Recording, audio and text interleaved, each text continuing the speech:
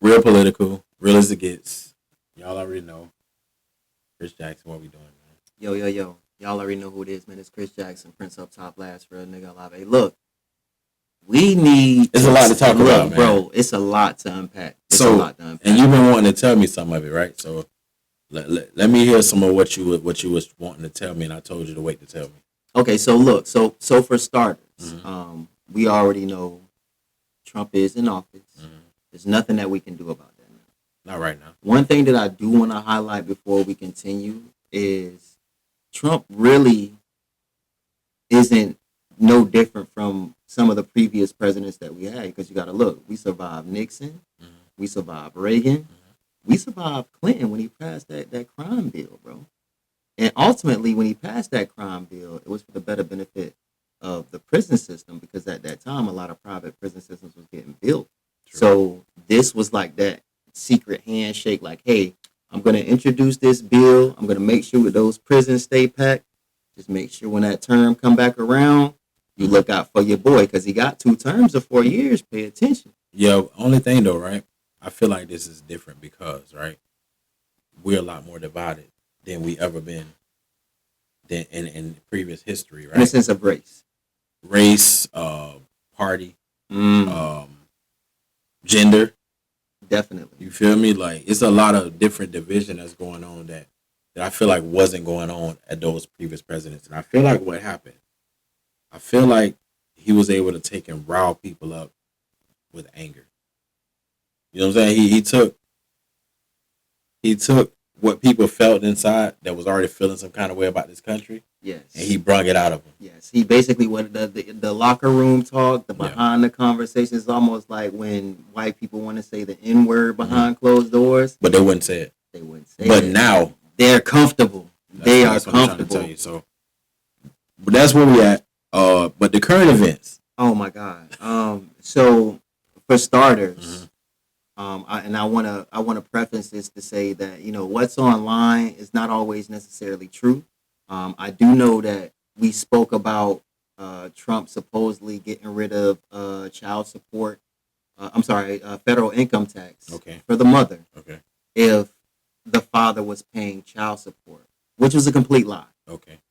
It went viral and people took it to the next level. Now, what he did do was, which is very detrimental, not only to the black community, but small business owners, every child that's trying to at least go to college. He cut out governmental funding. He cut out Social Security. He cut out welfare. Medicaid. He cut out Medicaid. EBT. So this preschool, bro. Yeah. Head Start. Yeah. These are programs that really essentially you would need in a poverty-stricken area because they're already behind. But the question is, why do you think he did it? That's the real question. Why do you think he did it? Why do you think he did it? I feel like he did it because, like, America is going down a dark path of, like, dictatorship. It's becoming an oligarch like Russia. He trying to show power. I feel like it's a force of showing power. Like, I could do this to y'all. With, you know what I'm saying? Without nobody stopping me right now. You feel me? I feel like he trying to show us no checks and balances in place. Because he was able to just do that with executive orders. Oh, yeah. Day one. And I think that when he did it, from what they're trying to say in the mainstream media, at least in the media now, is that he didn't realize that it was actually going to cut all those programs off. So either he not smart enough to know better, or he just trying to show that I can do it if I want to, so y'all obey. You know what I'm saying? Like one of them fear mongers. That's the beauty of Trump. We don't know if he's just that stupid or is he just that intelligent. Because you got to look at it. When he did the inauguration, right? Mm-hmm. And he passed those laws. Now, when he did that, he cited back and said, you know what? We're not going to cut funding. We're not going to do this. And ultimately, he was lying. He lied. That means he's a good liar. He's an he's a that don't mean that he's smart. I mean that he's just a good liar and people believe him. Like, you know, when some people talk, right? In this business, just any business, some people talk, people listen, right? Mm-hmm. And you could get that one guy that can come into any job, any environment. He could talk that talk. It don't matter what it's about. Right. But he can get people to believe him. Right. And it don't matter if it's real or if it happened for real, if he's lying. People, like, believe it. and I believe that he's the most powerful person when it comes to that, like making people believe it, whether it's real or not. Well, Master manipulator. He has to back up this believability when it comes down to Colombia, because now we're going to be in a silent war with Colombia in the event that these tariffs turn from 25 to 50 to ultimately 75%. And who's going to pay for But that? you didn't see what happened today, though, then. I didn't. He rescinded it. What he did yesterday, See? he took it back. He rolled it back. He already wrote, because he got blocked by a federal judge. A federal judge blocked what we were talking about. He blocked the whole order that he wrote. So, some federal judges have the power to go back and override what he does. So when they blocked it, and then I think not even hours, I'm gonna say probably hours later, like way later, then he came back and rescinded it. Oh wow. So I feel like because of that, now Colombia, they okay, we agree, we'll take our people back, but we're gonna come get them on our ships. You're not gonna treat them like prisoners. That's what they're saying now. So basically, what you saw, what the Colombian president was on.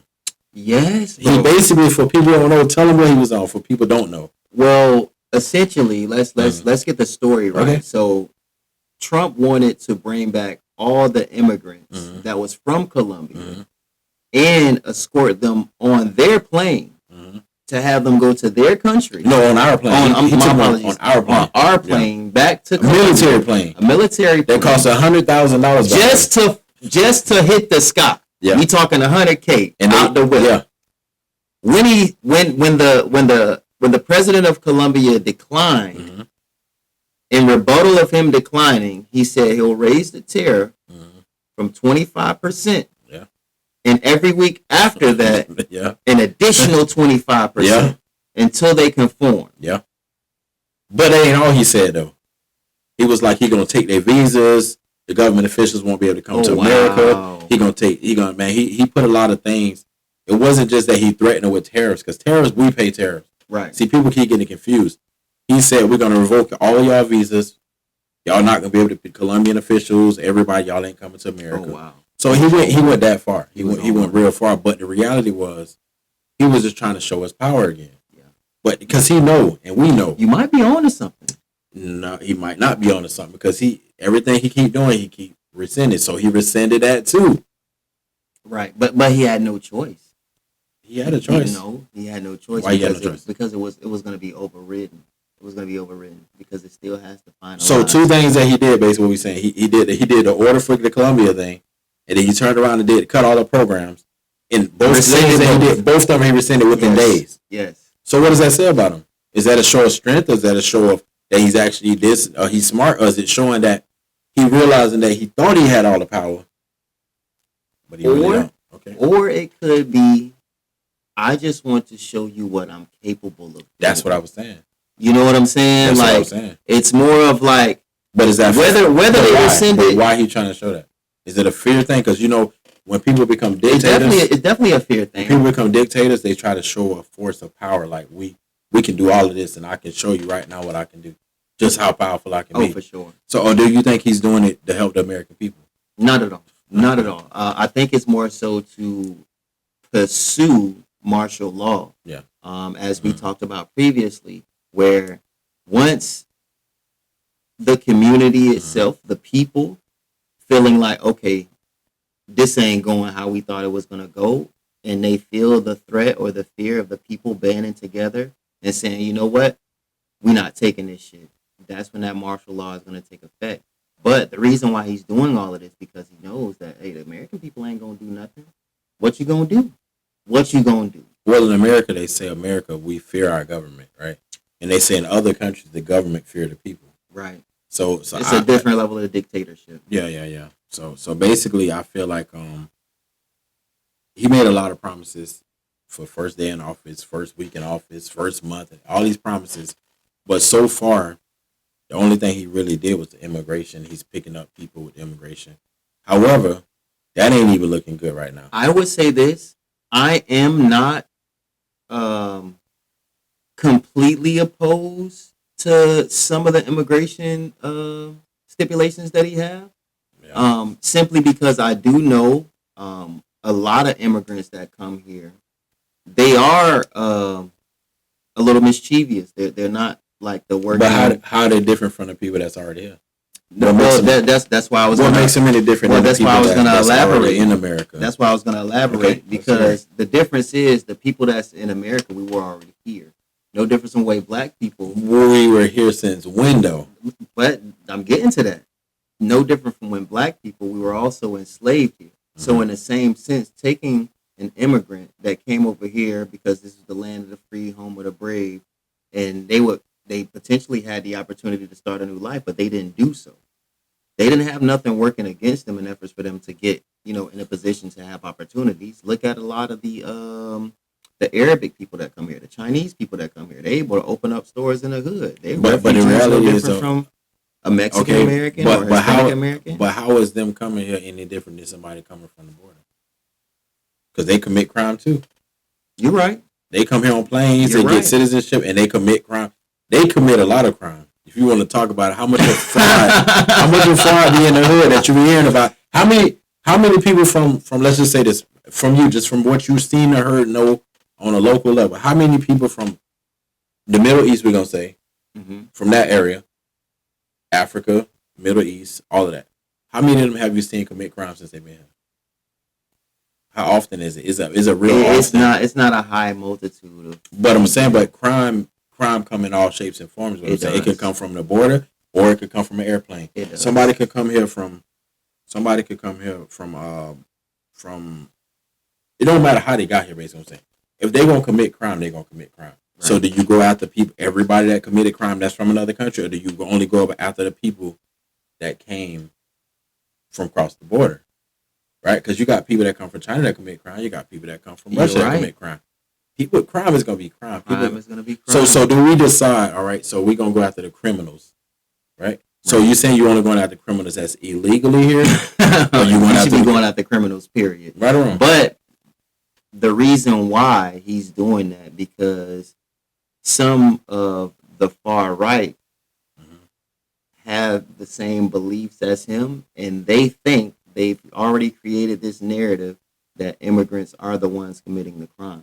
They've already been spewed this information over and over and over, so it sounds believable. Of course. So quite naturally, they're thinking, yes, the immigrants, get the immigrants out of here. You see what I'm saying? So it's easier for them to make a conscientious decision because it's been, forced down their neck.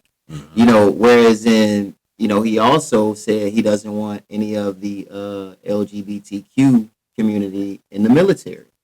So he's pushing for that to get done as well.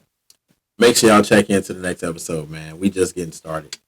We said what we could say in the amount of time that we got. So make sure y'all stay tuned in. Every day we're going to try to get y'all updates. If y'all like what we talk about, y'all make sure y'all subscribe, like, check in. That's what we do. Let's go.